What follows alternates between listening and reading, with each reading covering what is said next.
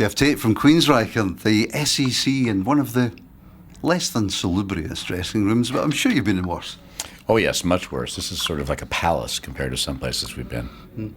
You came off about an hour ago. For the listeners that perhaps aren't aware of what happens in these things, you come off stage, you've put in a lot of work, you're perspiring, to use a nice word, sweating, to use a Scottish word. What do you do? Do you relax for a while before you do this sort of thing, the interviews? Well, it depends, Usually we have a meet and greet, after the show. So we have a fan club that comes out to all the shows, and we meet with them for a little while and take photos and sign stuff and, catch up on old times and that kind of thing. It's pretty fun. Talking about old times, I think the last time I saw you in Glasgow was probably at the Barrowland. Yeah. Any memories of that particular time? We were just talking about that today over breakfast. We were there for a week rehearsing for the Promised Land tour. Mm-hmm. That's right, 1994, I'm going to say. Maybe, 94, 95. Memory's starting to go. Mm-hmm. It was a long time ago. Yeah. Last time I saw you, though, was down at a holiday camp in Wales. Oh, yeah. At Prestatyn. And that was a good show. That's a lovely atmosphere that night. Yeah, that was November or December or something like that. First weekend in December. Yeah, that's right. I had my wife and my daughter out and her husband. And, we had a bit of a holiday after that. We took off to France for a couple of weeks, and Scott, our drummer, and his wife joined us, and we had a real great time. That's my memory. I seem to remember you actually announcing from the stage that it was the last night of that particular leg of that particular tour. That's right. It was the last night. Yeah. Tonight, though, back in Glasgow at the SEC, and you're in between Judas Priest and Rival Sons.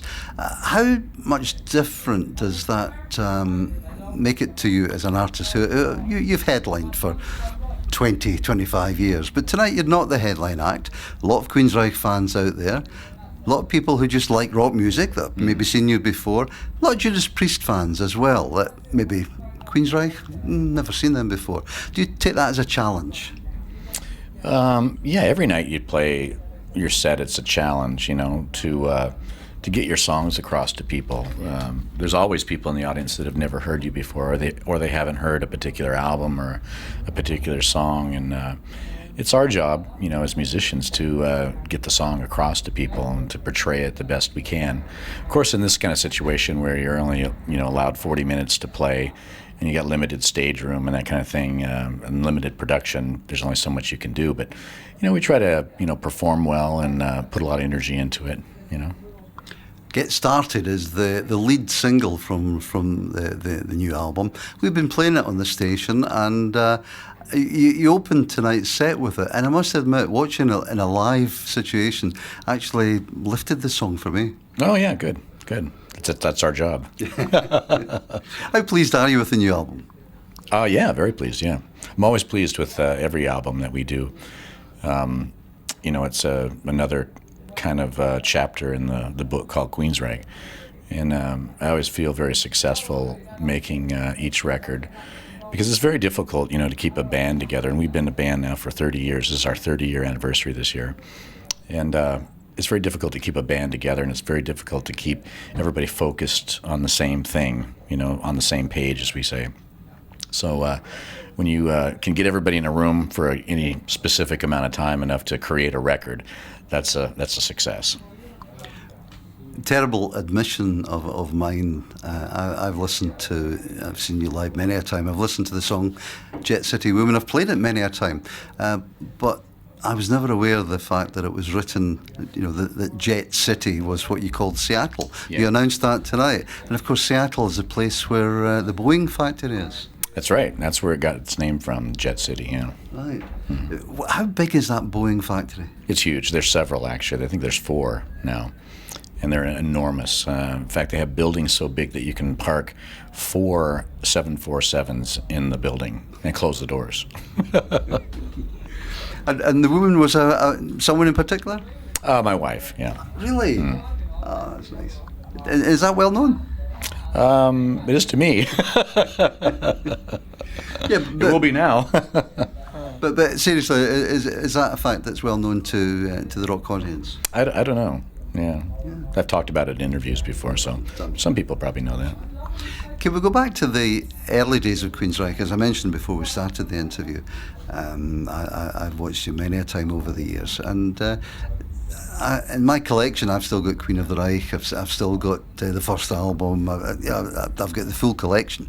I've got the picture discs. I've got the 12-inch singles and coloured vinyl and all the rest of it. For an artist who's been around for 30 odd years, how much are you going to miss the packaging side? You know, the picture discs, the vinyl, the collectors like me, which has now been replaced by people just downloading songs. Yeah. Well, that's our generation. We grew up with that kind of thing, and holding the record in our hands and looking at all the the photographs and the artwork. That was an important part of the experience for us. And our generation is probably going to be the last one that really appreciates that, because it's all going away now, and it's too bad, But I'm kind of a person of the now. I kind of embrace technology and embrace new ways of doing things. So I'm not pining for the old days, but I definitely get my record collection out and sit in my living room and listen to my stereo and look at the album cover still. I still like doing that. I'm sure I should have dug it out before I came in tonight. I'm sure the 12-inch I've got of Queen of the Reich was not on Capitol Records. It was it originally on an independent label? Yeah, it was on 206 Records, which was an independent label that we started back in 82, I believe it was. That's the one that I've got. I should have brought it along tonight and got you to autograph it. It'd be worth a fortune. Well, I would have. I'll bring it the next time. Dedicated to Chaos is the title of the 2011 album, and it's on a new label, Roadrunner. You're first for the new label. How's that changed things for you? Well, I don't know. It's still kind of a new relationship. Yeah, can't really comment too much on it yet. I mean, the record's only been out a few weeks, so I guess we'll see, The significance of the title of the album? Chaos is that place where creativity begins. It's where creativity lives, and you learn as an artist or a musician to pull from that place of chaos and make something out of the chaos. And as a band, we're very dedicated to creativity and to pursuing our creativity and really maximizing the potential of our chemistry together. That's kind of been what has driven the band all these years. When we first got together, the thing that was attractive about each other to each other was the fact that everyone was very creative and very dedicated to experiencing their creativity and to nurture it in each other as well. And we've always been a band that really has an open door for ideas. Everyone comes in with ideas and they throw them on the table, and we sort of take from everybody and we make this big gourmet meal out of what we have, to cook with. And it's a really fun process.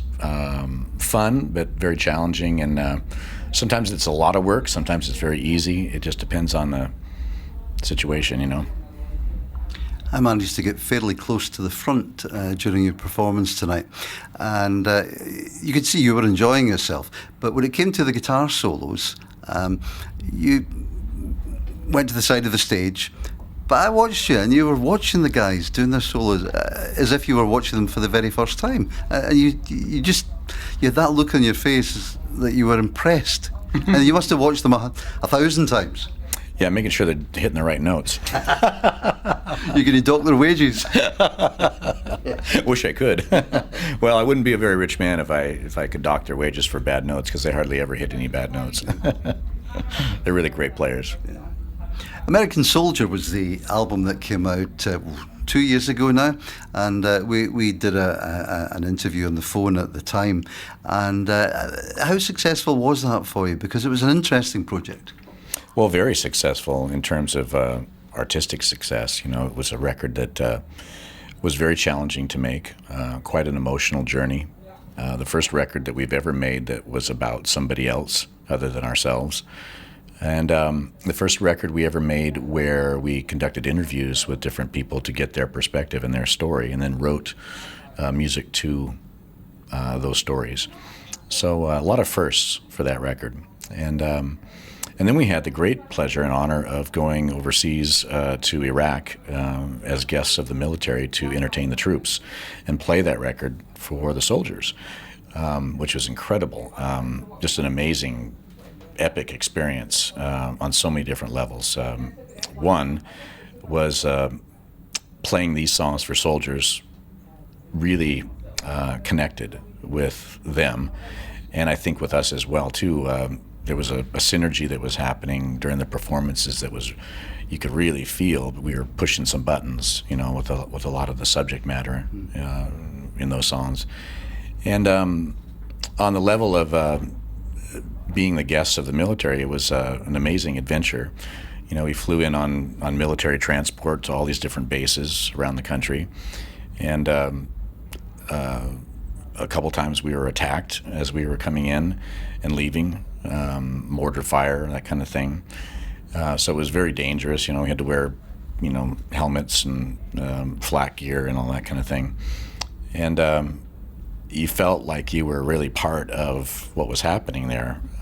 So it brought the whole album kind of all together for us. You know, it's one thing to interview people that have been there, and then take those words and write music about it. And it's another thing to go there and see firsthand what they go through, you know, and experience, you know, having bombs go off around you, and feel that kind of terror that they live with every day, you know, when they're in battle. I wish we would have been able to go over there before we wrote the record, because it really would have probably changed some things for us, you know. But I'm really happy that we had that opportunity to go there, and would definitely go there again if we could. What about the rest of 2011 for Queensryche? Well, this is our 30-year anniversary as a band, so we're touring like crazy. You know, we have a new album that just came out, and we're going to be hitting every place we possibly can this year, and touring. That's kind of what the rest of the year looks like. Pleasure talking to you as always, Geoff. We're going to finish off with Get Started, the song that you opened with tonight. Wish you all the best for the rest of the year, and hopefully we'll see yet another new album in 2012. I hope so. Thank you.